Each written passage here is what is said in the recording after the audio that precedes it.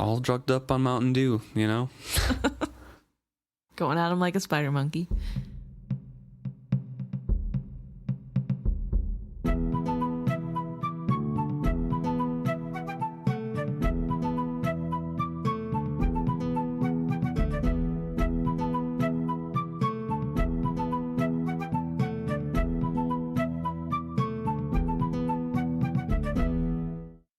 Welcome back to another episode of Is Fitz Happy? I'm Luke. And I'm Emma. This week we're discussing Chapter 29, Escapes and Captures. It's the one. It's finally happening. I feel like Michael Scott. It's happening. Everybody calm down. It's happening. We get a pretty long intro to this chapter this time around, and it's talking about the conflict between the inland duchies and the coastal duchies, and we get a little bit of history as well of the six duchies itself. Right. We get detail on how the coastal duchies, the four coastal duchies, Burns, Buck, Ripon, and Shokes, were a kingdom before everything was formed. And then there was a kingdom of Tilth, and then Faroe, as I think we've discussed before, was a lot of just nomads kind of wandering around. Similar to the mountain territory. Yep. And so this king, who is the king of the four duchies, the four coastal duchies, was fighting Chalced and eventually gave up on that and turned his attention inland to subdue and take over the inland territories. And so he easily took Faroe because it wasn't organized, and then cut off all the supply routes into Tilth and took that over and took those territories as conquered hostage territories for a while. Yes. And this is King Wielder who does this. Yes, King Wielder. And his granddaughter is queen eventually, and she unites everyone together. She first brings in blood ties and marriages and tries to create a unified kingdom, and is the first one to use the six duchies as the name. Right. She also elevates the previous royalty of Tillith to nobility status and gives Faroe their own duchy as well as some nobles there. So that's also a big deal because it's giving them rights, basically, which they did not have up until this point. Right, exactly. But even with all of that, the geographic differences, the culture differences between two kingdoms is still apparent, and there is always going to be differences in how they lived and their values and their cultures between the two areas because they never fully integrated into one land. Right. There's definitely still some hostile feelings. Yes. And so that becomes even more apparent in Shrewd's wives and his children. So he married Queen Constance first off, and she is from the coastal duchies. She was a noblewoman of Shokes with relatives among the nobility of Burns as well. And, of course, she gave birth to Chivalry and Verity, and so they have strong ties with the coastal duchies through that. And when she passed away, Shrewd married Queen Desire, who was the Duchess of Tilth, and can trace her family lineage back to Tilth royalty. She's from Faroe, not Tilth. Oh, excuse me. Yes, she's the Duchess of Faroe, but she can trace her lineage back to the kingdom of and the royal family of Tilth. Yes, the old kingdom, as well as the Faroe line there, the elders of those tribes, and far distant connections to the Farseer family. Probably from the original trying to join of the kingdom. Yeah, and so that leads Queen Desire to say that Regal is more royal because he has connections to both ruling families, and she has further back connections to the Farseers than probably Queen Constance had. Which, to be fair, Queen Constance probably also has Farseer in her bloodline far, far back if she looked, considering it feels like it's pretty common for the six duchies king or queen to marry someone within the six duchies. Yeah. So there's a pretty high likelihood. I'm sure she just didn't care as much because it didn't matter as much to her. And maybe that's just a difference in the cultures, or like they already feel like they're part of the royal family no matter what, even if they don't have one of their own married currently to the king. I don't know. Yeah. This beginning part of the chapter really reads like a history book because we live inside the story and know it's not just for these certain geopolitical reasons that, you know, the Coastal Duchies backed Fitz or the unborn heir of Kettricken rather than Regal. It's not just the two differences in culture between the inland duchies and the coastal duchies. There's much more going on. But that does kind of sum up the differences. We know that Regal took after his mother in thinking that the inland duchies were more royal area to begin with and better suited for, you know, for lavish parties and things like that. Which living in excess. Right. Which, to be fair, kind of true. It is true. And so he really did not like the coastal duchies, and therefore there is that split, I guess, that comes from the old kingdom and the six duchies and the old coastal kingdom that they were talking about. But everything can't be boiled down to just those two, that history. Right. But it does stem from that. And so I feel like this is just a very sterile version of, you know, and this is why the coastal duchies backed the unborn child of Kettricken rather than Regal, who was an upstart from the inland duchies. Right. They try to pin it all on that ancient conflict that they united together, but it's still simmering underneath the surface. Well, to be fair, it does kind of work. There is part of that at play in this. Definitely, yeah, there definitely is.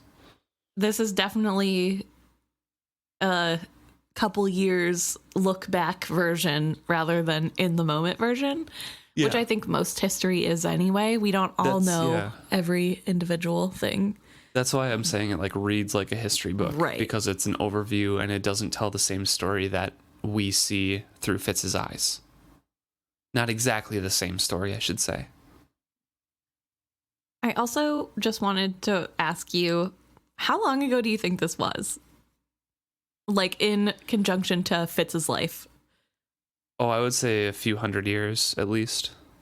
Because the way they say this, it's so interesting. It almost feels like, well, of course they didn't like each other because the four original duchies were always a kingdom, where it's like, but you've had like 500 years to get over it, or 100 years or whatever, which I guess isn't that long, but that's several generations. Like, but I don't know. I mean, maybe they're not nice to each other and that just has never changed. I don't know. Once you develop like certain different cultures and values, you're not going to change that easily, I don't think. Especially if it's so separated off. Everything's always referred to as coastal or inland. Right. Even before this separation and semi-civil war that was going on, it's always been kind of separate. Even in Fitz's mind and his descriptions. That's fair. So it feels like it's just ingrained in the whole six duchies that there is a separation between those two. Yeah, I guess I just never really got over it. Clearly, because the lineage of the original royalty of Pharaoh is still going on about how royal she is, which can't be that royal if she lost. So her family, I suppose, lost. I don't think she's claiming that she's royalty. She's just more royal than Queen Constance was. Which is a type of claiming royalty, right? Like, my blood is more royal than yours because I'm related to kings who lost a war. I don't know. It just feels like, are you really royal anymore? Like, I don't know. I don't know, because maybe... I think it matters in this world because there are peasants and there's nobility. I suppose. So, like, that does matter, actually, in this world. If you can claim that you have higher blood than some of the other people, or you're born to certain families, that really does make a difference in your social standing. I guess. Maybe it's also just, like, weird to me because royalty are just regular people. They just happen to, like, be born in the right family under the right circumstances. So it's, like, very weird to be like, inherently I'm more royal than you because a long time ago my ancestors were kings. You know, I don't know. I just, maybe that's where I'm having the issue here.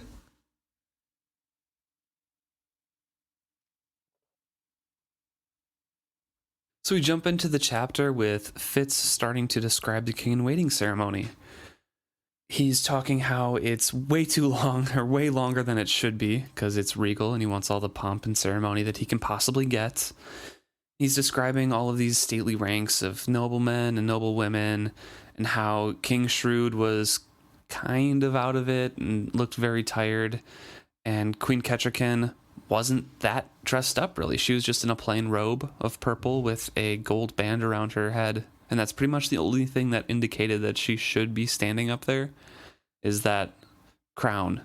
Right. And this kind of makes Fitz sad / worried, because it kind of makes her look extra foreign, which is part of the problem of getting her to keep her power, is that everyone thinks she's too foreign. And so he's just like stuck on the fact that she looks so different standing up there, because the king is decked out in jewels, and Regal will also be decked out in jewels. So he says, "I knew she saw herself still as sacrifice rather than queen. She could not see that the starkness of her attire made her look dramatically foreign to the court."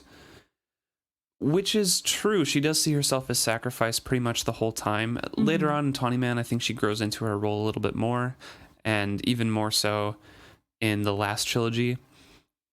But at this point, she's still super young. She just went through severe losses, and she is still that young girl who grew up in the mountains with their way of thinking. right. And that's not going to be untaught, or she's not going to rewire her brain anytime soon.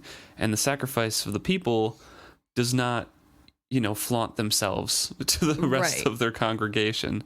Right. Which is a good sentiment. It just isn't great when most of the people here are on Regal's side. Yeah. And so anything that points her out from a crowd and makes her seem foreign just reinforces Regal's points that he's been spreading around about her. Right. And he describes the fool as well, sauntering up the aisles in between in his black and white motley with black and white face paint, waving Ratsy his scepter around at everybody, and people don't really know what to make of him at that point. So some of the guards are like, maybe we should get him away, but he just kind of goes up to the king, plops down, and the king ruffles his hair, and then nobody can make a move against him because people are curious to look at him. He is the king's fool. Right. The people are so busy trying to get a look at what he's doing, the guards can't really get through the crowd. And by the time they can, with the king's protection, what are they going to do? Right, exactly. Because although I'm sure most of these guards don't really think of Shrewd as king, they're not about to publicly make a statement of like, who cares what the king wants? Even for Regal's people, that's a bit too bold today. Right. Fitz says, I myself feared it would be the fool's last prank. It's not, but in this motley, I believe it is. As the fool, as the king's fool, it is the last prank he pulls. Yeah. I think you're right. Then Robin Hobb changes gear a little bit and goes into describing how the atmosphere in the castle has been for the last few days and how it still is during this ceremony. Of how things have kept happening, and Chade has kept up these omens and kept things in a little, portentous and spooky vibe going on throughout all of Buckkeep. Right. So to get the background of why people are maybe more interested in the fool than normal, or why it's okay to let him go through this, she gives us what's been going on in the background for the days that we missed. And Fitz kind of talks about some of those portents, but also how maybe his trust in Burns was a little bit misplaced because people are looking at him too knowingly of the minor nobility of the Coastal Duchies. And everyone just seems to be catching his eye a little bit too much. It looks too suspicious, and he's worried about that as well. Right. He doesn't want Regal's people to notice that they are taking notice of him. Right, exactly. Which part of this could be his paranoia for the decision he made, feeling like he's a traitor. And part of it could really be that everybody knows. It's brought up a couple times this chapter, so I think news kind of got spread about a little bit. Right. I don't doubt that. I just feel like maybe it's not as noticeable as Fitz thinks. Like, right, yeah, he also is a trained assassin, so, like, he notices, but are regular people taking note? Very hard to tell. So with all of that in his mind, he's trying to avoid those people, those minor nobilities, to avoid attention to himself, and also to avoid Serene and Justin and Will. And so he goes off and sequesters himself away in Verity's tower to try to contact Verity as well. Right. So while he waits for the ceremony to actually take place, he's spending his time trying skilling again. And it doesn't work. No, he not is at too all. paranoid. He's just straining his ears to see if, a footstep is coming around the corner anywhere, or if anyone is checking at his mind or his defenses. And it's not a good mental space, and it's not something that you can be in when you're trying to skill and be open. Right. And we also hear from him that there's a rising storm coming up, so it's not necessarily great weather. And then, in addition to those, and in addition to more stories about the pocked man going around and the snakes on the hearth, the day's bake of bread had failed to rise, and the milk had curdled in the casks before even the cream could be skimmed from it. Which are more directly from 2 chapters ago, the poem about how death is on its way, which also, big foreshadowing. But not the kind that Fitz thinks it's going to be. Right. And so, of course, the kitchen is all astir, and Cook Sarah's out of her mind trying to catch up and shaken to her core, and declared that never before had such a thing dared to happen in her kitchens, which I thought was a kind of funny phrasing. Right. So they had to catch up with all of this, and there's that hustle and that back of your mind paranoia about all of these omens and portents going around. The atmosphere is just exactly what Chade wants. Yes, he's doing very well at his pranks. Right. And on top of the normal omens, other things are going wrong. Like the stew is becoming too salted, and the beer has somehow gone flat. The horror. The Duke of Tilth complained of vinegar instead of wine, which led the Duke of Burns to comment to those of Shokes and Ripon that even a bit of vinegar would have been welcome as a sign of hospitality in their rooms. That part, pretty sure, is not Chade, and it's just strictly Regal refusing to accommodate any hospitality in those rooms. Right. And that got back to Mistress Hasty, who scolded everybody, of course. And there was complaint among the lesser servants that an order had come down to keep expenses for those guests to a minimum, but no one could be found who would admit to giving such an order, or even to passing it down. So Regal did very well in his dissemination of that information, or that order, or his cronies did a very good job of keeping that hush-hush. It could have been the skill. It could. He could have made the coterie skill people to just leave them alone. That's true. I don't know if it would be to make them mad, or just so he didn't have to actually say out loud, don't serve them. The further separation that he can get from them, I think the better for him. Right. Well, he still wants them to say yes to his king in waiting, which is odd to me, but I guess it's like literally 4-2. So probably maybe want to hold out on the overt hate until you get fully crowned as king in waiting. Right.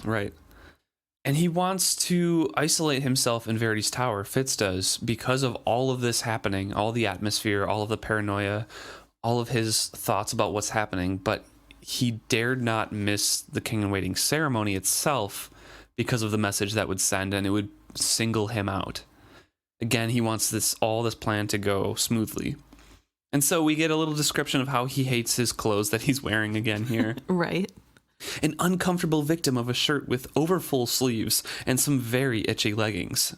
Which, to be fair, itchy leggings are the worst. That would be awful. But maybe if he wore them more, they wouldn't be so itchy.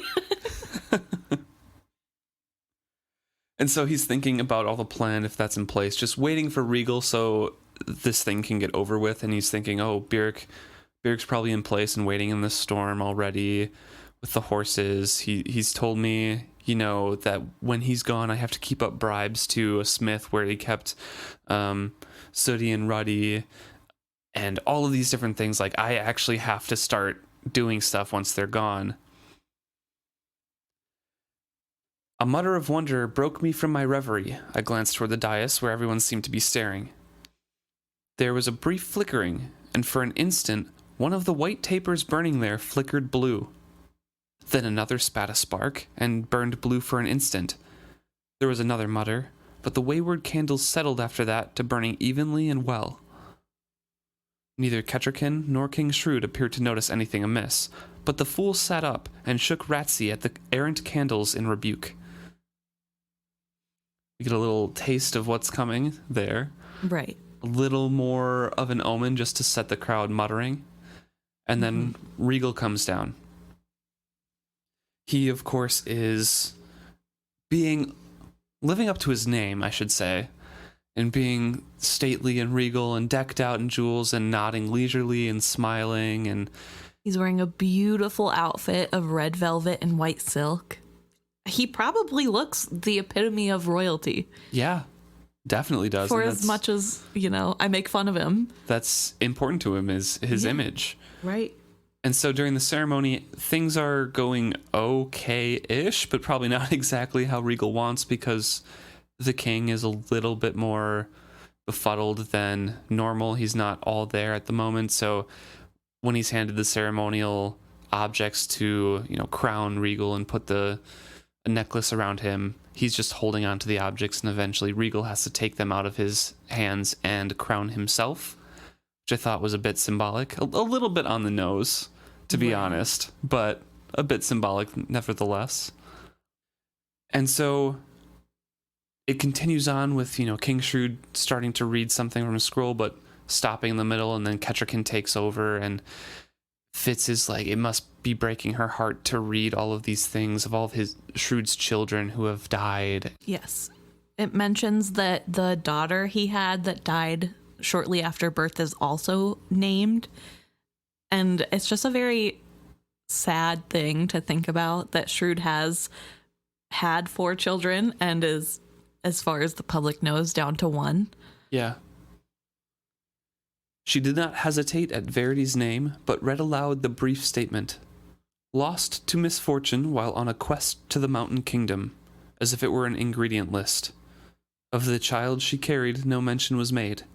A child as yet unborn was an heir, but not a king in waiting.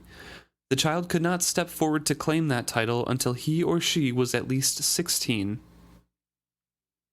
So he crowns himself. Regal crowns himself with all this ceremony. And Fitz says Chade's timing was slightly off. The candles did not seriously begin to flicker blue until the dukes were wending their way forward to pledge once more to House Farseer.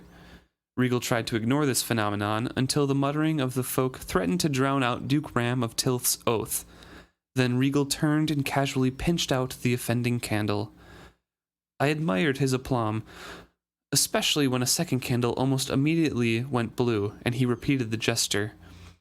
I myself thought it was a bit too much of a portent when a torch set in a sconce by the main door suddenly whooshed out a blue flame and a foul stench before it guttered dark. All eyes had turned to watch it. Regal waited it out, but I saw the clench of his jaw and the tiny vein that throbbed on his temple.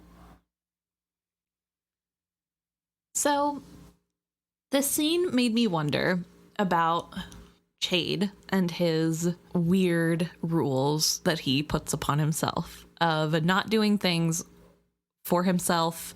He always tells Fitz that they are tools, they are not doing anything for themselves. And also, last chapter was adamant that if something happens to Kettricken, her child, and King Shrewd, then they will have to serve Regal. That Regal is the rightful heir, and that's who they're going to serve. But yet, he sets up all of this that makes it look as though it's a horrible omen that Regal is going to be king. It doesn't bode well for the future. Granted, pretty true about how he's going to rule, but it's not like a great start. And so if he really truly believes in his heart of hearts, if it comes down to it, I'm going to serve Regal, why would he be okay going to the lengths of making his Regal's ceremony seem so horrible? Because right now, Regal is treasonous, and there are 2 other heirs. Verity is still alive, and Kettricken's child. So Regal is a usurper at the moment, and the king has agreed to the plan of fleeing, and that Regal isn't the correct heir. So Chade is doing all of his work as he's supposed to. He's trying to undermine the rule of a pretender while ferreting out the true rulers.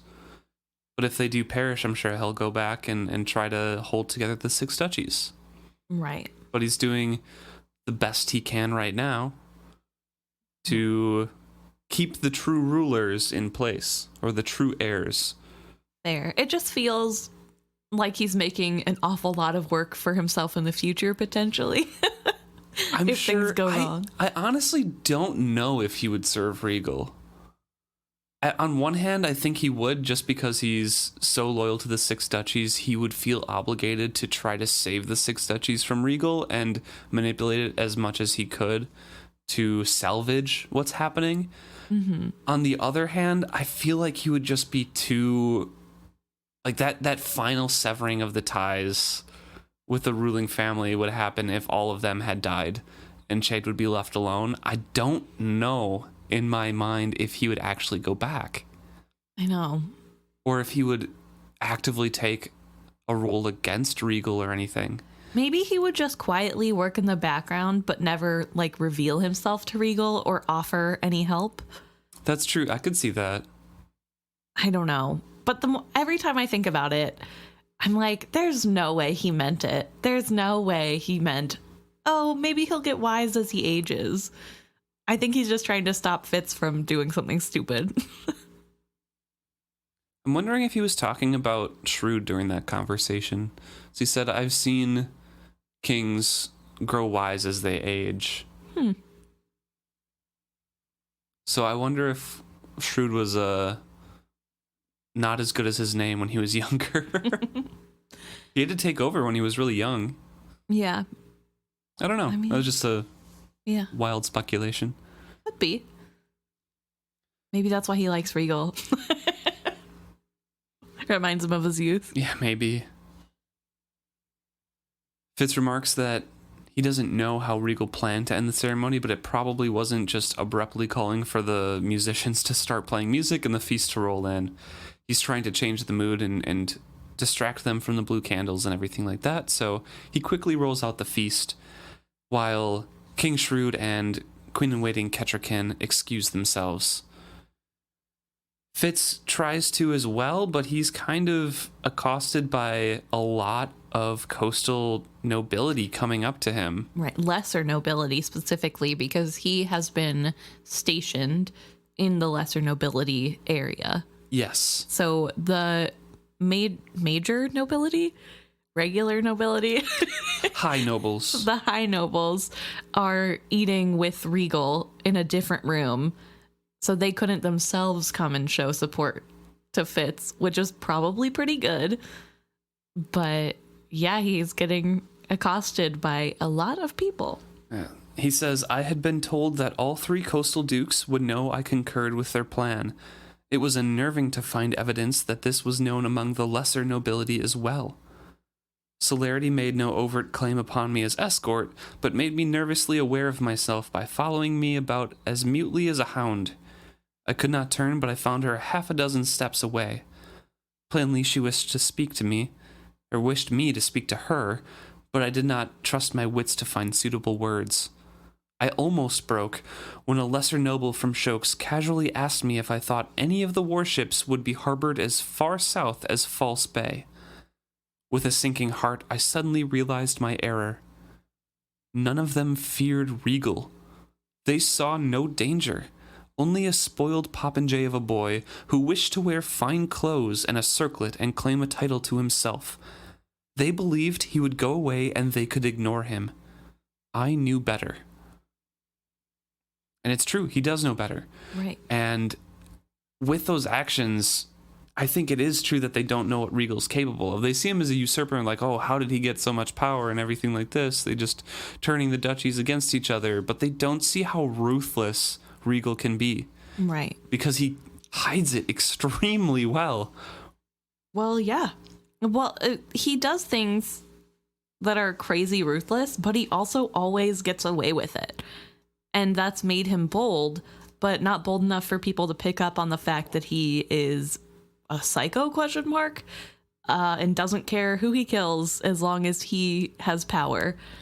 And I think it just reminded me of how frustrated I've been reading this, in that everyone's like, oh, Regal's so great, even though he's spending all this money, and then saying, no, we don't have money. Because people just trust him. He just has charisma. He's a great politician. He can just lie straight to people's faces and they believe him. Yeah.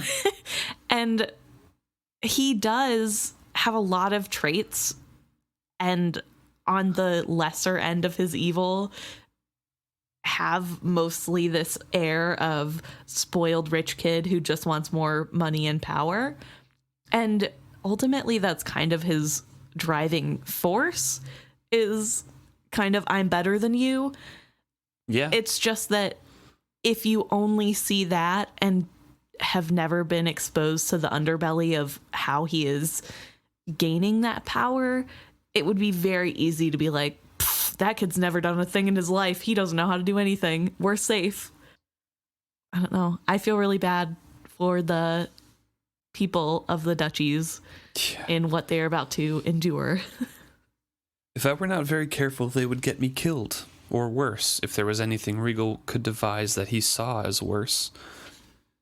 And Fitz tries to slip away a couple times, but eventually just has to announce that he has a headache, I'm leaving, goodbye. Just as I thought I was free, Celerity touched a shy hand to mine and wished me good night in such a dispirited voice that I knew that I had hurt her feelings. That, I think, rattled me more than anything else that evening. I thanked her and, in my most cowardly act of that night, dared to kiss her fingertips. The resurgence of light in her eyes shamed me. I fled up the stairs. At that moment, because of that night, he realizes that that's how life would be for him. That empty, in the spotlight interactions, the illusion of power, and too many would be dazzled by it, he says. If I had ever thought or dreamed of being a real prince instead of a bastard, I abandoned the dream that night. It was entirely too public a profession. So he goes to his own chamber and changes into sensible clothes. Right. I feel sorry for him, because his is kind of an exasperated sort of situation. I don't think being a prince would always be this tense, mostly because if he was a real prince, he wouldn't have to worry about another prince trying to kill him for being too regal. Yeah, that's true. And so I don't think there would be as much anxiety. I think he's thinking, oh, this is awful because I'm at death's door. But as a real prince, he would be able to just hang out. I guess people would probably still come up to him even at a party like this and be like, hey, how about some taxes or something? I think that's mainly what he's talking about, actually, because Fitz is such a introvert as a person. He doesn't like talking to too many people, and he says this is entirely too public of a profession, I'm pretty sure he's just exhausted with how many people are approaching and speaking to him not on his terms. Fair. That's a good point. I guess I just saw it as like, well, Fitz, it probably sucks because Regal could kill you if he finds out. Like, yeah, that isn't fun. I think since he's already been dealing with that pressure for, the past years of his life, right? I think he's kind of used to that, but this extra layer on top of everyone like, hey, you're our leader now kind of thing. We're looking to you, and maybe we can talk about policy, even though there's that extra added stress of it being right underneath the nose of the person who wants to kill you. Right. I think that is what he really doesn't like anymore. It's just, oh my God, I have to talk to these people all the time.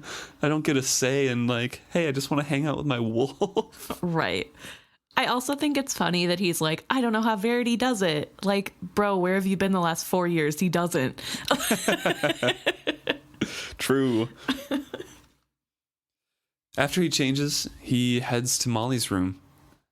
He calls himself foolish for doing that, but he goes anyways, and it's empty. I stood there while the devastation finally became real. It was all to Molly, the stripped bed, the hearth swept clean, but with a small stack of wood set ready for a fire for the next resident.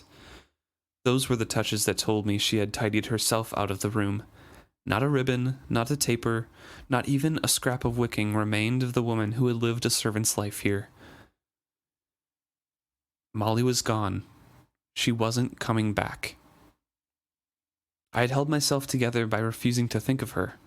This empty room jerked the blindfold from my eyes. I looked into myself and despised what I saw. I wish I could call back the kiss I had placed on Celerity's fingertips. Balm for a girl's wounded pride, or lure to bind her and her father to me. I no longer knew which it had been. Neither could be justified. Both were wrong. If I believed at all in the love I had pledged to Molly, that one act was proof I was guilty of all she had charged me with. I would always put the Farseers ahead of her. I had dangled marriage before Molly like bait, left her with no pride in herself nor belief in me.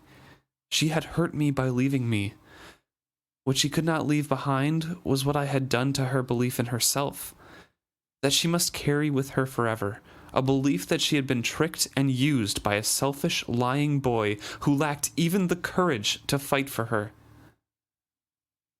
That passage there, yes, it's a little bit of Fitz self-pitying and moping, but it's also a good realization that he really hasn't had before, and he does realize some of the wrongs that he has been, committing with Molly. Some of the things that he did do incorrectly, that he did do wrong, that he misled her, that he lied, and all of that kind of forced her hand. Right. I think it's a good show of growth in himself and just how he's starting to hold himself accountable. I think it's a good start.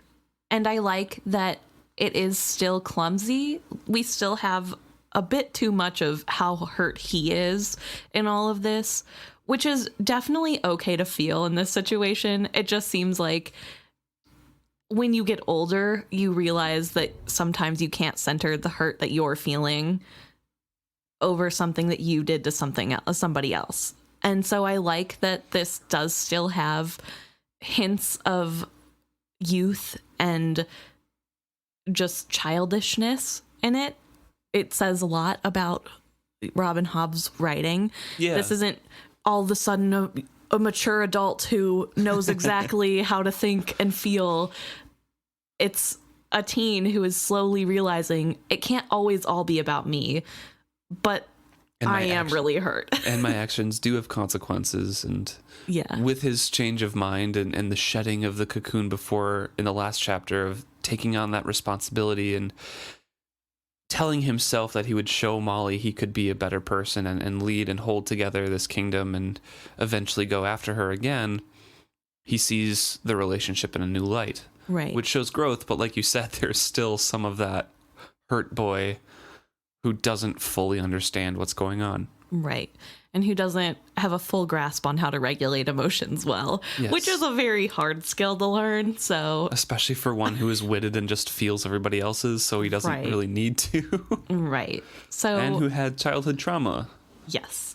So I do feel for him in this, and I do not want to like shoot down all the mistakes he made or whatever. But I do want to point out that there are little things that show his youthfulness, because I think it does point to slow growth that is more natural and feels more real Yeah. than if he were to come here and go, wow, here's all the horrible things I did to Molly, and I really truly don't deserve her, and I hope she's happy. You know, like, I think that would almost feel out of place.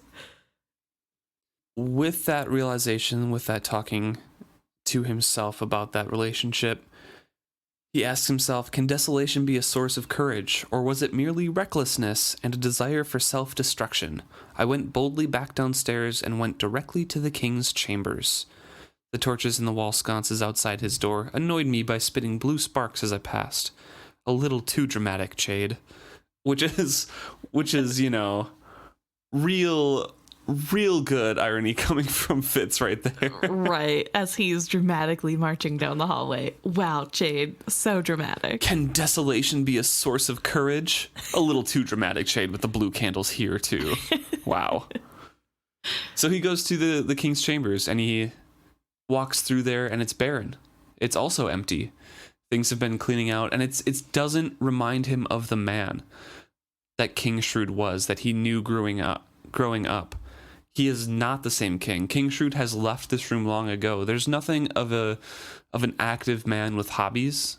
All of those things have been replaced with, you know, censers with herbs and cups of wine, and it's just a sickly man's room, not the king's room anymore. And with this new perspective, he's going in and seeing this, like, this is a change. He is going to be gone. He's leaving this. He's not coming back to this room, but he left a long time ago in spirit. Right. But I also do want to point out that he says that with how bare everything looks, it looked like a mediocre inn. And I just want to say, what kind of inns has he been in that a mediocre inn is the size of the king's bedchamber? Like, I imagine this to be a pretty large room. And even though there's not like ornate stuff around, I would assume it still has like some feel of royalty. Apparently not. Oh, yeah. He says nothing left here was worth stealing, or Regal would have left a guard on the door. Like they literally carted everything probably to the inland duchies already. Right. It's threadbare. It probably just has. But wouldn't he have like a cool bed or something? Like Maybe just the bed. But you can't like you can't steal a bed, but it doesn't matter if you can steal it or not. Like, to say the king's quarters without all the stuff in it is basically just a mediocre inn felt like a really big diss to me. Yeah. And he hears footsteps, so he hides behind a curtain. King Shrewd, Queen Kettricken, Rosemary, the Fool, and Wallace walk in. And they have conversations while he's hiding behind there. And he remarks to himself that he's pitying Rosemary, which I thought was again interesting, because we don't learn this reveal of Rosemary for a little bit, and he's had a lot of comments on how he pities Rosemary, and then later on he's so mad at her for what she did. And Chade kind of has to explain, like, you were the same age, like you did things too. You were just a kid, so was she. Yeah. And here he's pitying her because she's obviously very tired, but she has to straighten herself back up because the adults are talking and she can't go to sleep right now. She has to do her job, which unclear as to what that is at the moment or ever really, because why do adults need a small child around adult times? But whatever, doesn't matter. Kettricken took her in and is training her as an attendant. Right. So she keeps her by her side to like help her with things, and I think that's, in Fitz's eyes, the only job she has, which is proper to his eyes. That right. Yeah, she should be attending the queen, but we both know that she has another job that she has to attend to. Right. But it is, I feel like it's interesting, his pity of her, of when she's like around too many adults and a lot of things happening and she clearly is bored or tired. And he's like, oh, I feel so sorry for her, because I feel like she reminds him of himself. Yeah, I can see that. I don't know. She's more like him than he knows, I think. Yeah, definitely. The fool, without Fitz saying anything, looks straight at the curtain that he's hiding behind, and then turns to Wallace and starts badgering Wallace, and basically annoys him out of the room. He talks about how Wallace is... Well, he doesn't even mention anything directly to Wallace. He just twists Wallace's words and makes him annoyed. Wallace is trying to start a fire, and none of the wood is burning. He says it burns, but it won't catch. So Wallace is deep in the superstitious throes right now of the whole mood of the castle. He's like, oh, nothing's going right. All these candles are blue and everything. And Fitz is kind of surprised that he is a superstitious man. He mentions that there was a brief wildness in his eyes that spoke well of how little he liked this omen. The fire simply will not burn, he announced. And then, as if realizing the significance of what he said, he paused, mouth agape. We are witched, said the fool benignly. On the hearth, little Rosemary drew her knees up under her chin and looked about with round eyes. All trace of sleepiness was gone for her. Wallace suddenly demands, why are there no guards? Things are weird around the castle. Why isn't there anyone here? And again, the fool just keeps trying to pester him. He knows Fitz is there, and I'm sure Chade told him the plan, so he's trying to get Wallace to leave. He's trying to get them alone. And he keeps twisting things. He keeps, twisting the wood around, like, oh, go get different wood and stuff like that. Wallace is trying to tell Rosemary to fetch something, and Rosemary's like, no, I'm too scared. And eventually Kettricken's like, just go, Wallace. Fool, that's enough. Stop yelling and talking to Wallace. Wallace, just leave. Go get wood. Right. And as he leaves, he's like, well, since the fool is too scared to leave, I must. Which the fool responds with, he clamors and weeps for the guards to come guard him from wood that will not burn. But I am the one who lacks courage. Ah, me. Fool, peace, please. The queen's pleas seem genuine. There's literally like 2 pages in my ebook of the fool just bothering Wallace. Right, telling him to blow harder, maybe turn and blow from the other end and that'll work better. And telling, I'm not a dog, I shouldn't go fetch. And it's just, yeah, the fool being the fool, which is always great. She tells him, the queen tells him, Wallace, go bring not guards, but simply different wood. Our king wishes not this commotion, but simply rest. Go now, go. And as he walks away, the fool says, shall I come with to hold your hand, brave Wallace? Which sends him striding from the room. Yes.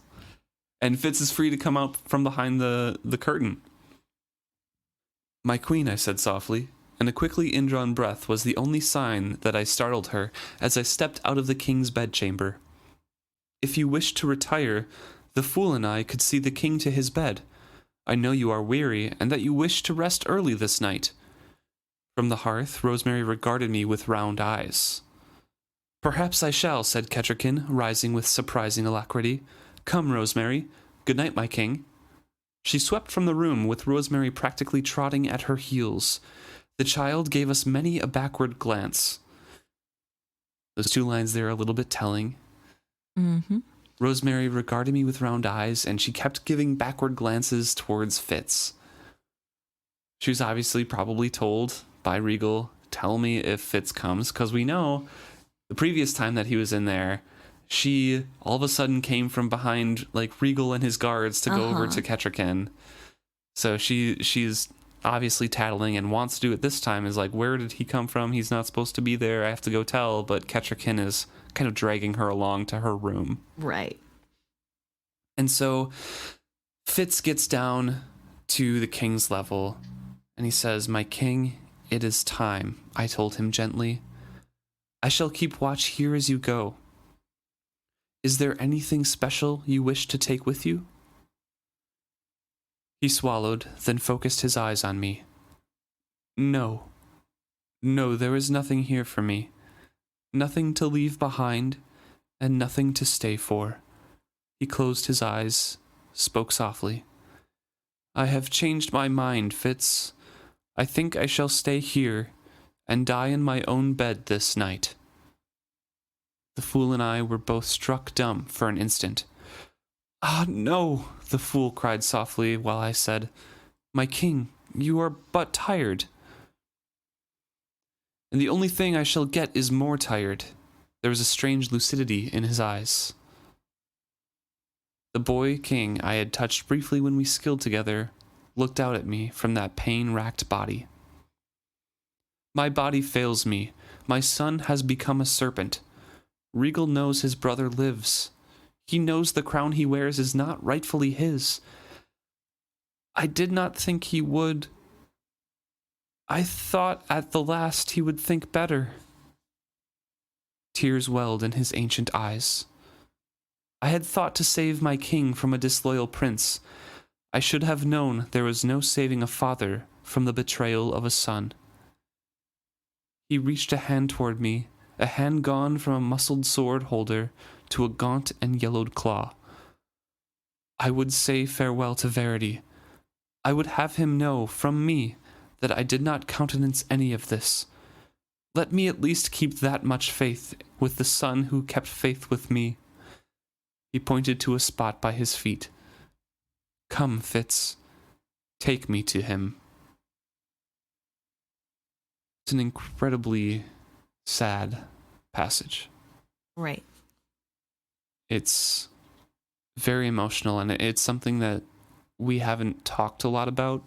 We talked briefly about how King Shrewd is his father and Regal's his favorite son, but the sheer betrayal that King Shrewd had to believe in order to get persuaded to go away from someone who is related to you. It's his favorite son. He tried so hard to raise him. He tried so hard to lead him to the correct path, to sway him away from Queen Desire and raise him to be a real leader. And at the end, he was still believing in Regal that he wouldn't do it. And then through the ceremony, he had to sit there and it actually became real for him. It actually became real for King Shrewd that his son betrayed him, would rather kill his brother, and ignore King Shrewd, his father, entirely to get power. He's done. And you can tell through this passage, through this last couple sentences, that he wishes he treated Verity a little bit better. And he wants to convey that. He wants to talk to Verity. Right. Fitz doesn't hesitate. He immediately goes to King Shrewd. But the fool is there saying, No, my king, rise, let us go into hiding. There you may think this through. You need not decide this now. And Shrewd just ignores him and immediately goes into the Skill River with Fitz. We turned in that current as I waited for him to give us direction. Instead, he suddenly embraced me. Son of my son, blood of my blood, in my own way I have loved you. My king, my young assassin, what have I made of you? How have I twisted my own flesh? You do not know how young you still are. Chivalry's son, it is not too late to grow straight again. Lift up your head, see beyond all this. I had spent my life becoming what he wished me to be. These words now filled me with confusion and questions there were no time to answer. I could feel his strength fading. Verity, I whispered to remind him. I felt him reach out and steadied that reaching for him. I felt the brush of Verity's presence and then a sudden dwindling of the king.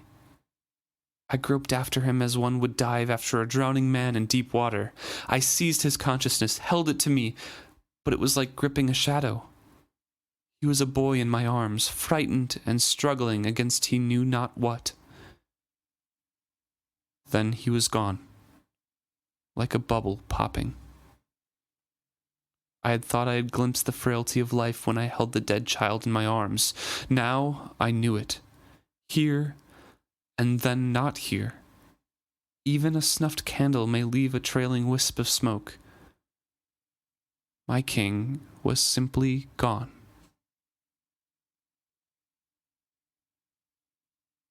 King Shrewd turns to Fitz and tells him, basically, I don't like how I treated Verity.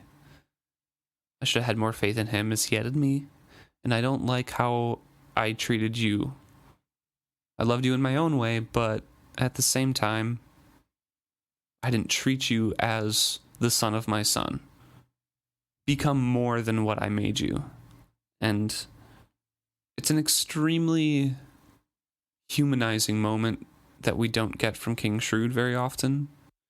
We've had a few scenes with him where I've said that, but it's just mainly the skill connections between Fitz and him that convey this.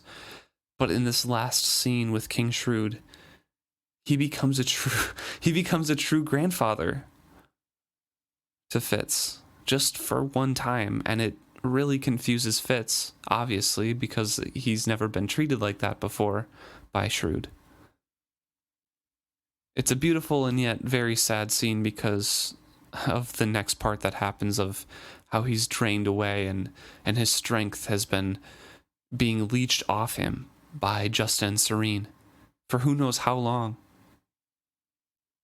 Justin and Serene, like sucking leeches forsaking a dying fish, rose and tried to fasten to me. Here the source of their increased strength and the king's slow failing. Here the mist that had clouded his mind and filled his days with weariness. Galen, their master, had made Verity his target, but he had missed his kill and instead met his own death. How long these had been fastened to the king, how long they had sucked skill strength from him, I would never know. They would have been privy to all he skilled through me to Verity. Much was suddenly made clear to me, but it was all too late. I felt them fasten to me, knew they were drawing off my strength, and that with no reason to refrain from it, they would kill me in moments. Verity, I cried out, but I was already too weakened. I would never reach him. Off him, curs! A familiar snarl, and then Night Eyes repelled through me. I did not think it would work, but as before, he forced the wit weapon upon them through the channel the skill had opened. The wit and the skill were two different things, as unlike as reading and singing, or swimming and riding a horse. Yet when they were linked to me by magic, they must have been vulnerable to this other magic. I felt them repulsed from me, but there were two of them to withstand the impact of Night Eye's attack. It would not defeat them both. Whew, an intense few pages there. Yes. The king's death always kind of gets me a little bit emotional because it shows what could have been, what Fitz could have gotten as a kid, and what Verity could have gotten, what we could have seen from the king for the past few years. Right. I guess whenever I read this, I get more frustrated than sad. I mean, it is definitely sad. I probably cried over it the first time I read, because this is a big person in Fitz's life that is leaving it. But it just makes me mad because there was every opportunity for Shrewd to not have things end this way. He made every choice that led to this moment. I suppose I shouldn't say every choice, because it wasn't his choice to have people sucking the skill out of him. But he continued to choose to favor one of his sons who had already tried to kill his nephew. Or no, that's not grandson. He'd already chosen to favor Regal over everything that he has continued to do. It didn't seem to matter how far Regal pushed. It could all be explained away. And the fact that it took Regal physically taking the crown from him and pretending as though his brother was dead so he could get the crown, for him to be like, oh, well, that's a step too far. He's killed people. He's tried to kill Fitz. He's tried to kill Verity.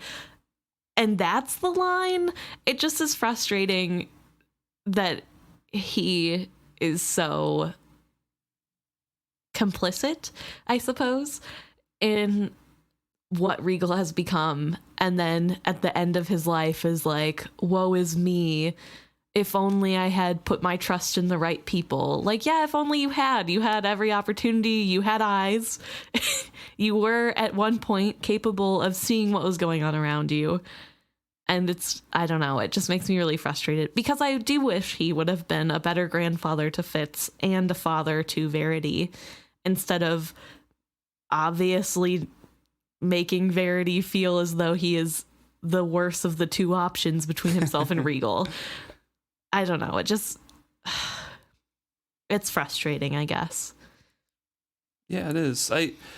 I definitely see, like, there's still flaws in the man that he becomes in the last moments. There's definitely those peeking out. It's just very sympathetic flaws to my point of view, just because, right, I don't know, she writes so masterfully. The emotion coming through these pages is crazy. When he says, I thought at last he would think better, he was really holding out hope that his son was redeemable in some way. Because you don't want to think that, you know, one of your family members, somebody that you raised, would be willing to do those things to your own family. You'd thought you would raise them better. I'm sure he thinks it's a failure of his own. And I mean, some of the situation, yes, but the raising of Regal and how Regal could do these things, I'm sure he's like, this is all my fault. And it's just the emotion seeping out of the pages is crazy. No, it definitely is really sad.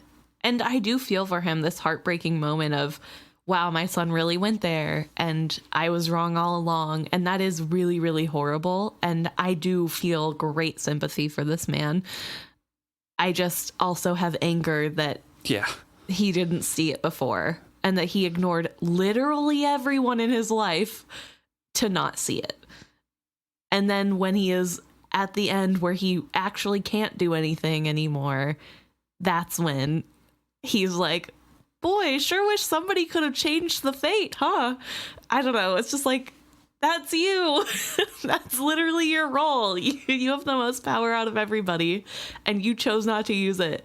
And so to like wish well on all as you die after putting them in the positions you've put them in is just, ugh.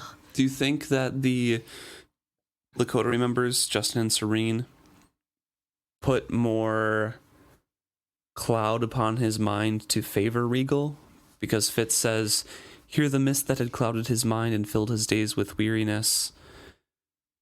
So do you think while they were leeching, they kind of swayed Shrewd more towards Regal's side the whole time? I don't want to flat out say no because really anything's possible. But I think he already favored Regal pretty heavily and there wouldn't have been a need. And I think in the fogging of his mind, it probably was just like harder to grasp the severity of everything. That's probably true. Yeah. So maybe that's part of it, is he just couldn't grasp the severity. And maybe there is clarity in death. Like there's that moment before everything goes where you see your life flash before your eyes and realize all the mistakes you made. And then it makes things more clear. So maybe I'm being extra harsh on a guy who just died. But yeah, I don't know that all of it can be attributed to what Justin and Serene were doing to him, though it does explain a lot of, I think, some of the things he let slip, because I'm sure it was hard to grasp when your mind is being clouded as like, oh, that's just too difficult to understand, or whatever they did to him. And I don't know. That's also frustrating in its own way, that he was that taken over and nobody could help him because the only people trained in skill were against him. And then his other son that could have helped couldn't because he's too worn out with skilling in a different way. It just, I don't know. I do feel bad for him. I don't want to make it sound like I think he's the worst person in the world. I disagree with a lot of his personal choices he made, but I think he was still trying to do the best he could with the tools given to him. Yeah, you can try to do the best, but you can also do wrong while trying to do the best. Exactly. Yeah. Just because you're trying to do your best doesn't mean it excuses the mistakes you make along the way, I guess. But yeah, it is a very sad moment, and I feel bad for Fitz again because he's losing such a big person in his life. But I think it's odd that Shrewd in the last moments tells him to look above everything, almost like, go claim your rightful spot. It's almost like he's encouraging him to take back the promise of fighting with Regal or whatever. But I don't know. Is he telling Fitz to pursue being a royal, or is he saying go be that writer you wanted to be? Or I think it's not just like a pursue what you want. You can be whatever you want to be when you grow up. It's like, become a man. You are not just a tool. You are not what I made you. You are son of chivalry. Just be yourself rather than somebody else's game piece. Right. Which, little too late, because he's going to keep being a game piece for the rest of his life. But good sentiment, I suppose. Then we get to the point where the wit and skill are used together again after this whole thing, which I thought was... It doesn't happen super often, so I wanted to touch on that a little bit more, because we always talk about the circle of magic and how we think the wit and skill are kind of bordering one another. Because Fitz says, oh, they're opposite. They're completely opposite, you know? Unlike as reading and singing or swimming and riding a horse. But there's such intense overlap in certain areas between the wit and the skill that they can't be that separate. Right. Maybe the way it feels to do them feels as different as riding a horse and reading a book. But what they do, in essence, very similar. Like watercolor versus abstract. Yeah. Same medium, just a little bit different of how you approach them. Right. So it's really interesting because it's a little bit described here. Again, he forced the wit weapon upon them, Night Eyes did, through the channel the skill had opened. The wit and the skill were two different things, yet when they were linked to me by the skill, they must have been vulnerable to this other magic. So Fitz can repulse people with the wit. Right. And I feel like that's kind of triggering that animal response of like flee, but it also seems like a physical repulsion of throwing them away from your body. Right. So that part of the wit really kind of confuses me, just because none of the wit is physical besides that. And Bjerk's thing of helping them heal. Right. It feels like a more physical version of like when an animal puts its like haunches up. I don't even know if that's the right. Yeah, kind of like triggers like the panic button in their brain. Right. Like I'm thinking like porcupine when they like put their quills out and then shoot them out. It's a defensive reflex kind of thing. Protection. And like, or like swiping a claw or something, just less physical because it's not, you know. Yeah. But it does, I mean, I don't know if you've ever been around an animal who does not want you to be near them, but I feel like, ooh, I need to get out of here whenever that happens. And so I assume it's that feeling just intensified 100-fold. But it also seems to throw bodies across the room as well. Like not just of their own volition, but literally throwing them across, that's the part that confuses me. Like if it was just like that intense feeling and then the person backs up of their own accord, fine. It's just the wit doesn't have too much physical actions in its magic besides that and the healing thing. Yeah. So with the connection that you can make with a skill to your mind, it lets Night Eyes cross that connection using the skill to throw back the other people's minds. I don't know. It's so weird, and we don't see it very often. It's such a hard thing, too, because all of this is so abstract. Like, the ideas in themselves are abstract, but then also the idea that your, like, mind/soul could be hurt. And Fitz has no idea what he's talking about either. Right. So it's, hard to understand fully what's going on or to describe fully. Right. But, yeah, it is a definitely interesting mix here. And I wonder if, like he says, they're more vulnerable to the wit, if that's just because they've never had to guard against that, or... I think it's because they were trying to connect to him through the skill and they were latched onto his mind that made them vulnerable to the wit as well. Because they already opened that connection to skill. You just have to be open, not closed. Right. That let Night Eyes in. Fair. But hear me out. Can't you, like, repel with the wit to anyone, animal or human? Because there is that horrible man from, like, the first or second chapter. You can. The barrel man or whatever. Yes, the awful barrel man that we still hate. Who Fitz repelled at. Yes, and he's repelled at Byrrc before as well, who doesn't have the capability to skill. Right. But you have to be in the same room. But no, or nearby. I'm not even saying, like, I don't know how to word this correctly, but are we thinking that the barrel man had some sensitivity to skill/wit? No. Or he's just a regular dude? I think he's just a regular dude. So I don't even know where I'm going with this, I guess. I think because Justin and Serene were not nearby when this happened, they were made vulnerable to the wit only because they were linked with the skill through Fitz's mind. Linked to Fitz's mind through the skill, I should say. Yeah. Otherwise, Night Eyes would not be able to repel them or attack them, or Fitz would not be able to repel them at all. Fair. I think that has to more do with proximity. And so, because they were attached, that allowed Night Eyes to fight back. Yeah, that's fair, I guess. But for normal people, you can just repel them if they are in your proximity. Unless you're Byrrc, who can do it from pretty far away. Because he's super, super strong. Right. in the wit.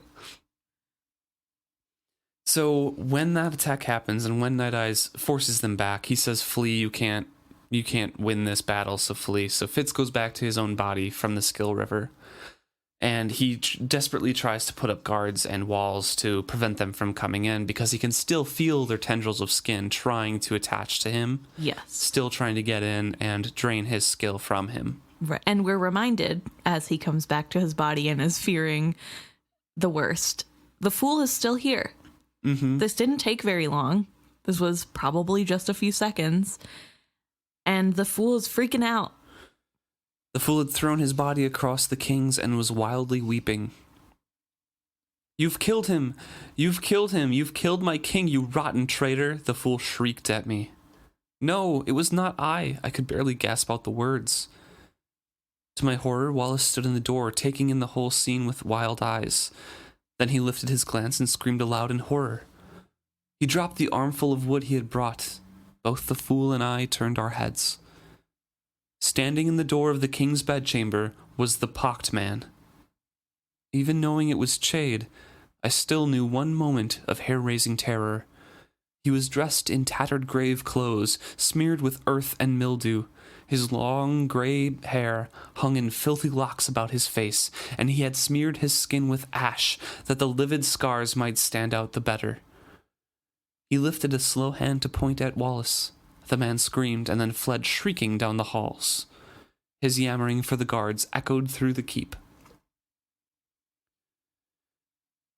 Chade asks what goes on there, and the fool is crying out and wailing, so Fitz has to yell above him, he's dead, but I did not kill him. And at the same time, he's taking command of the scene. Yeah. He decides to go after those who did kill him. And I just want to back up a brief second here to talk about all the things that led Fitz to acting this way. Because, first question, do you think Fitz would have gone after Justin and Serene had he not spent the past couple days being hounded by people, worrying about his life from Regal, dealing with the loss of Molly, trying to assuage Celerity so that she doesn't get too upset and her dad frustrated, and then not being able to reach after Verity because he's so scared that the skill users are gonna creep in on his conversations? Like, do you think all of these things led up to his actions to stop caring? Or do you think no matter what, even if he was in the best of moods coming in, he would have gone after these people in this way? I don't think Celerity and the Coastal Duchies and that promise factored too much into this, to be honest. It could factor into his mental state, but in my personal opinion, if those were not there, I think he still would do this. The coterie members stalking him and trying to get in and everything like that, I feel like did impact this a little bit more.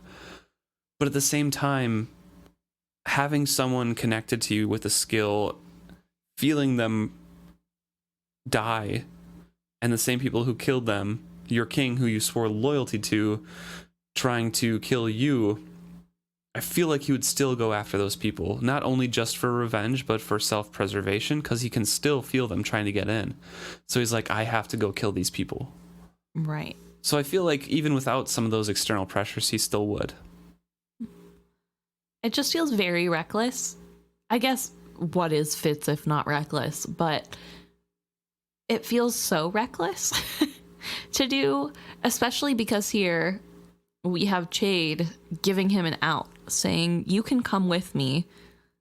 We can go together with the queen. Let's go. And Fitz says, no, I'm going to kill those people. If he doesn't, and he goes into hiding, he has to keep his walls up 24/7. Otherwise, they're going to get in and find where he is. They're going to get into his mind and kill him, drain him, find out all of his memories. I feel like he thinks he's a liability at this point if he doesn't kill them. I guess I just thought this was like a manic episode, I guess, rather than... I think it turns into that later with the kerosene cake added on top of everything else. Yeah. But also, if he wanted to kill them, there are easier ways, less disruptive ways to go about doing that. When you're being under attack constantly by them with the skill? Yeah, because he leads everybody on a wild goose chase around the whole... Like, he makes sure everybody sees him acting a fool. You know, it just... I get that there's, like, a lot of pressure, but... Also, why are they trying to kill him right now? Nobody would believe him if he said what they did. So there's no real need to kill him. Why not get more power right now and then just blame the king's death on him? And then he just suddenly died too with nothing. Yeah, the coterie members found out the treachery and killed him. Easy. Lie secured. They move on. And they get more power at the same time. I suppose. But also nobody knows Fitz has the wit. Or the skill, not the wit. Both, I suppose. They don't need to know that he has the skill. They can just say he poisoned the king or prevented him from taking medicine or, something like that. Right. But also, I do want to point out I'm very frustrated with the Fool because he has exasperated this whole situation by screaming, "You've killed him," without knowing anything that's going on. Yeah. In the middle of a very delicate operation. I mean, it probably looked like that. I mean, I'm sure. Kneels in front of the king, like the king says, "Hey, take me to Verity," and 1 second later, you're lying on the floor gasping, and the king is dead. But also, like, come on, you think Fitz would kill the king? You've met him. He doesn't have the guts. True. So Fitz takes control of the situation, as I mentioned, and he says and commands these people around. "I go to kill those who did. Take the fool to safety. Have you the queen?" Chade's eyes were very wide. He stared at me as if he had never seen me before. All the candles in the room went suddenly to sputtering blue. It seemed only fitting. Get her to safety, I ordered my master, and see the fool goes with her. If he stays here, he's dead. Regal will let no one live who has been in this room tonight. No, I will not leave him. The fool's eyes were wide and empty as a mad thing. Take him however you can, Chade. His life depends on it.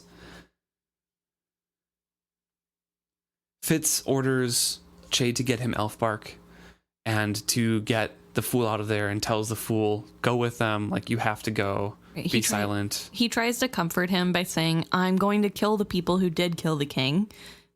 Take that as comfort and leave. And then a sudden tremor runs over him, and the world rocked black at the edges. And that's when he demands the elf bark from Chade. Like, I need something to keep me going. I'm weak, but I need to kill these people. And they leave. And he can hear that, but his eyes are closed. He's still laying on the ground. He sinks to his knees and could not keep from toppling, and he pulls himself up onto King Shrewd's lap. His cooling hand fell from the chair arm to rest atop my head. A stupid time for tears, I said aloud to the empty room, but that did not stop them. Blackness swirled at the edge of my vision. The ghostly scale fingers plucked at my walls, scraping at the mortar, trying every stone. I pushed at them, but they came right back. The way Chade had looked at me. I suddenly doubted that he would be back. Still, I took a breath. Night Eyes, guide them to the fox's den. I showed him the shed they would emerge from and where they must go. It was all I could manage. My brother? Guide them, my heart. I pushed him feebly away and felt him go. Still the foolish tears tracked down my face. I reached to steady myself. My hand fell at the king's waist. I opened my eyes, forced my vision to clear. His knife. Not some jeweled dagger, but the simple knife that every man carries at his waist for the simple day-to-day tasks he does. I took a breath, then pulled it from its sheath. I held it in my lap and looked at it.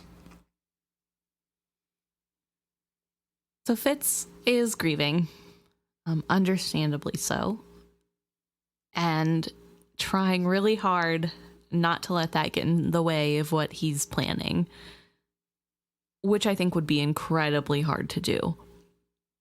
Because, like we've said, his grandfather died in his arms, basically, and he felt the life leave his grandfather, which I think makes things a little bit worse than just simply watching a sick old person die. Yeah, definitely. And it's not as though, I think this is such an interesting thing because it kind of doesn't matter if you're prepared for someone to die or not.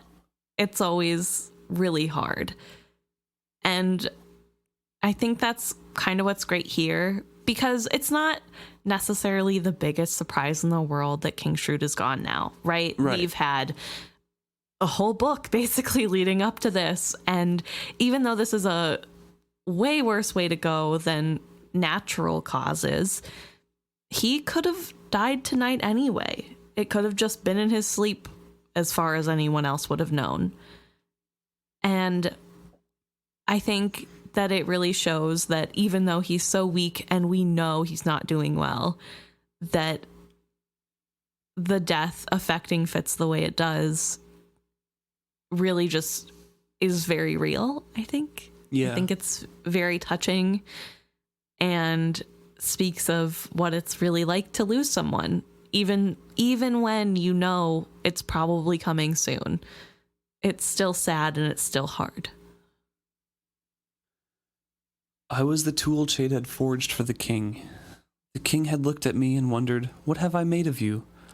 I did not need to wonder. I was the king's assassin, in more ways than one. But I would see that I served him as I had been intended one last time. Chade comes and gives him carrot seed cake. Asks him again to come into hiding with him. Fitz says no. Chews up the whole carrot seed cake. Swallows and says, go. I have a task and so have you. Byrrc is waiting. The alarm will be raised soon. Get the queen away quickly while you have a chance of getting ahead of the hunt. I will keep them busy. He released me. Goodbye, boy, he said gruffly, and stooped to kiss me on the forehead. It was farewell. He didn't expect to see me alive again. That made 2 of us. He feels the Karaseed surge through him. He remembers stories about Karaseed that Byrrc told him and what it does to a man if they live after that. But he doesn't intend to. Not a man, a horse. A horse, yeah. Which, I don't know if this is the first time we've read this. This definitely is a repeating story that happens throughout all of the series. Because I clearly remember Fitz thinking about this in the very last series trilogy. I think they mention it in the first one because during their Springfest or something like that, they have Karaseed cakes. They also talk about it whenever Chade is taking it to go. Yeah, during the trip to Forge. Yes, whenever the first forged people are found. So this is a repetitive thing, which I find very interesting that this story, like every time I see it, I'm like, oh yeah, good old Byrrc's story. It feels like my own memory now of like a story that Byrrc told me when I was young, that I'll always remember that horses. He had warned me that some dishonest horse traders fed their charges Karis oil on their grain for the purpose of winning a race or to make a sick horse show well at an auction. He'd also warned me that a horse so treated was often never the same beast again, if he survived. Often repeated. Right. He takes it to heart. He does, and I find this very interesting because every time he does it, he's like, I'll never be the same again, and then kind of is the same afterwards. He mentions here that he's seen Chade use it, and I knew Chade had used it on occasion, and I had seen him drop like a stone when the effects wore off. Yet I did not hesitate. Right, but that doesn't mean that Chade isn't affected in the long run from it in his mind, I guess. That just means that, like, short term, as soon as this wears off, I'm passing out, which isn't super great whenever you know you're running for your life. But also, he doesn't think he's running for his life. He thinks he's going to kill some people and he's going to die. I guess. I think it's interesting, which maybe it is a little true, because after this, he isn't really the same. Not because of the Karaseed, but just what the happens, following the torture. Tragedy. But I guess the few other times he does it, it always ends in something bad happening or some horrible revelation which changes the trajectory of what he's doing. So in some ways, Byrrc is right. In some ways. It's more like a causation, correlation kind of thing. He uses it because he needs it in a dire situation almost every single time. And something bad usually happens because it's Fitz. Right. So, right. No, he asks here, perhaps Byrrc was right about me, the ecstasy of the skill or the frantic flush and heat of the hunt. Did I taunt self-destruction or did I desire it? Same with the skill. Like, is it addiction with the battle, with skilling, with, Karaseed? That's what a lot of these books are about, is that addiction to these different things. Right. Do you think he's fully addicted to that feeling? I think, in a weird way, he's addicted to the increased chances of his death, which sounds really awful. But I think Fitz is somebody who probably struggles with depression. Yeah, I can see that. Has very low self-esteem and doesn't really feel like he has much worth. And I think the idea that he could die doing something great instead of just going in his sleep or living a mundane life is kind of an exciting thing for him. So I almost feel like it's an addiction to the idea that his death wouldn't be meaningless that way, I guess. I think he and Chade talk about that, actually, that assassins have different ways of thinking of things, and they have doesn't exactly touch on the same things, but it's the same kind of meaning that, some people are lucky just to die in the field doing something that they were ordered to do rather than right. wait and die. Right. And I don't want to downplay the addiction that Fitz definitely suffers from, because that is its own beast. And I think there is some addiction on its own right happening. I don't know that at this moment it is fully just skill addiction or I think that comes drug in the next addiction. book. Yeah, I think that's something that prolonged use of the skill and drugs to help the symptoms of the skill has created. Yeah. But I think definitely. he probably has an addictive personality anyway, and it didn't help. But yeah, in this moment, I think it's more like in this time period of his life, I think it's more of, if I do this, at least I'm a somebody. Right. Rather than it feels really good. Make my life worth it rather than just being a tool. Right. So we follow his manic episode, the strength that surges through him from the Kara seed. He is giggling, running through the halls, hiding, waiting for the guards to pass, dashing past them down the steps. Someone eventually shouts after him, like, hey, we should chase that guy. Right. The guy laughing and holding a knife in his hand. He's definitely looking a little crazy, to say the least. And he knows all the servants' passages and the back ways. So he knew where he was going, but he doesn't go there directly just to lose people, to not lead them directly to where he's going. Exactly. So he goes through the kitchens and he goes through these different passages and things like that. All the while, these skill fingers are still searching after him, trying to get into his brain. And he's heading to Galen's chambers because that's where he knows that Justin and Serene are at, because he knows that they created kind of a gathering place for the coterie and a shrine-ish place to for Galen. Yeah. And Serene had taken over his quarters after Galen had passed away. Right. Taken pretty much his whole place in Buckkeep. Mm-hmm. And in the middle of this crazy episode of cat and mouse chase of Fitz running through the halls, laughing and waving a sword or a knife, we get a small little excerpt about Galen and about how he was kept on the side of the keep that faced the mountains, and that he thinks it's because he hated the sea. He's from the inland. He doesn't like the sea. And I thought that was just really interesting that in the middle of all this, we get a small little, like, almost time pause for Fitz to think about Galen and couple sentences of Galen's history. Of just a little bit more about Galen that we didn't know before. Like, why does he hate the sea? Does he know how to swim? Is that maybe he doesn't know how to swim and that's why he hates it? Or just what it represents? I feel like he hates the sea because he was Queen Desire's son. and she's like, oh, the coast sucks. Which is so sad because beaches are awesome. I don't think this is a beach, though. It's like a rocky cliff. Well, they have beaches at the bottom of the cliff.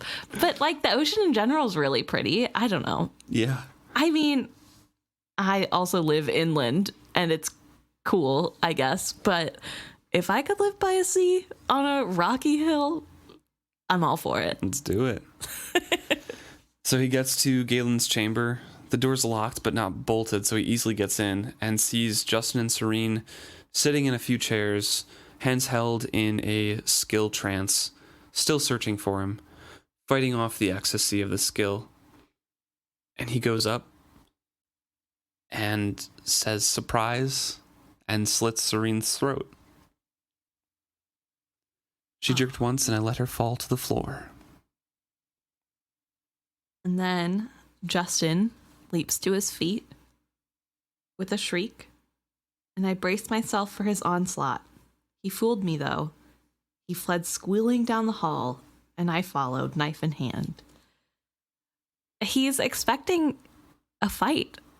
He's expecting them to fight back, but I don't know that they're really trained to do that. I mean, mentally, they're trained to fight. They're not. And Justin is the scared one to begin with. He's terrified of Fitz. There's not, but I thought it was funny that he's like, he tricked me by running away. Like, that's what normal people do, Fitz. Normal people, when people attack them, run instead of trying to figure out how they can kill them. So, not that surprising. He says, no fox tricks for Justin. He favored the most direct route to the Great Hall, shrieking all the way. I laughed as I ran. Even now, it seems to me incredible to recall that, but I cannot deny it. Did he suppose Regal would draw sword to defend him? Did he think, having killed my king, that anything in the world could stand between me and him? In the Great Hall, musicians had been playing and folk dancing, but Justin's entrance put an end to that. I had gained on him, so that there were scarce a score of steps between us when he caromed into one of the laden tables. Folk were still standing shocked at his entrance when I leaped on him and pulled him down. I punched the knife in and out of him 6 times before anyone thought they should interfere. As Regal's pharaoh-bred guards reached for me, I flung his twitching body into them, found a table at my back, and leaped onto it. I held up my dripping blade. The king's knife, I told them, and showed it round. Taking blood in vengeance for the king's death. That is all. He's mad, someone cried. Verity's death has driven him mad. Shrewd, I cried in fury. King Shrewd has fallen to treachery this night. And the guards hit the table and he fights. Yes, specifically Regal's guards. The the Inlander guard. And he fights them off. He is flying high on Kerosene. He fights off 3 of them. He is pirouetting and he's too fast. And even when they do hit him, it doesn't really hurt anyway because he's super drugged up. And also there's probably a lot of adrenaline going on. Oh, yeah. So he is not feeling the severity of the wounds he's getting. But on top of that, he notices around him, everything's breaking into a brawl. It's Out Islanders versus In Islanders. Yeah. Someone says In Islanders. Oh, oops. No, not even Out Islanders. Oh my gosh. Inlanders versus the Coastal Duchies. Yes. Someone says in the back of the crowd, arms to the bastard. They are killing Fitz chivalry. And a struggle begins. He's not going for the kill on any one of these guards. That should be known. He's slashing them because they get too close, or he's stabbing them in the hand if they strike at him with a blade. Someone above the whole crowd is yelling, Shrewd, King Shrewd is slain. And he can tell more people are getting involved. And then all of a sudden, Buckkeep's own guard came pouring into the room. I heard Kerf's voice raised above the general din. Separate them, quell it, try not to spill blood in the king's own hall. I saw my attackers ringed, saw Blade's look of consternation as he saw me, and then cried out over his shoulder, It's Fitz chivalry, they're trying to take down the Fitz. Separate them, disarm them, Kerf butted heads with one of Regal's guards, dropping him. And he can see that the Buck guards are falling on Regal's personal guard, battering Blades down, trying to break up the fight, creating space around everything. And Fitz can see, after he gets a little breathing room, that people are fighting with fists, with blades. It's just a big brawl, and they're slowly getting separated, and it calms down. Suddenly, Blade shouldered between 2 of Fitz's attackers, sending them sprawling to the floor. He leaped forward and confronted me. Blade, I greeted him with delight, thinking him an ally. Then, as I noticed his defensive stance, I told him, You know I would not draw blade against you. I know that well, lad, he told me sadly, and the old soldier flung himself forward to trap me in a bear hug. I do not know who hit me on the back of the head, or with what. And he's captured. Right. And this is super sad because he has a ton of people attacking him right now, and then someone who he thinks is a friend is like, well, better just hug him tight so that somebody else can knock him out instead of helping him take down the people safely that are trying to kill him. Because they're the police force. They don't know what's going on. Someone's saying the king has died. Fitz is fighting people. They're trying to quell the whole riot. So they want to stop all of the people who are aggravating things. Right. It's a difficult position to put the guards in because they have to do their duty, but at the same time, yeah, they do know Fitz chivalry. Yeah. I don't think he wanted to hurt him. Clearly, he could have attacked Fitz, and he just bear hugs him. Yeah. I want to believe that it's one of Regal's guards who knocks him out, that like takes a cheap shot and just knocks him out. And what would have happened is that Blade would have put handcuffs on him and led him still conscious away. Right. Who knows? I don't know. It's so sad though, but also a little cathartic for the Coastal Duchies, I am sure. They get a little bit of bloodshed in. They get a little bit of fighting. Yeah. Get that one swing on that stupid inlander who really was just talking smack all dinner long, you know? So I guess technically Fitz does seem pretty happy at the end of this, but I think that's mostly drug induced, so I don't think it counts. I'm gonna chalk that one up for the maybe column. We don't get very many, so I'm gonna, put It's in so. the halfway. Yeah. He's happy to see his friend Blade. He is avenging the death of his king. Yeah. But here takes a drastic turn now. He's gonna be in the dungeons. He's going to die.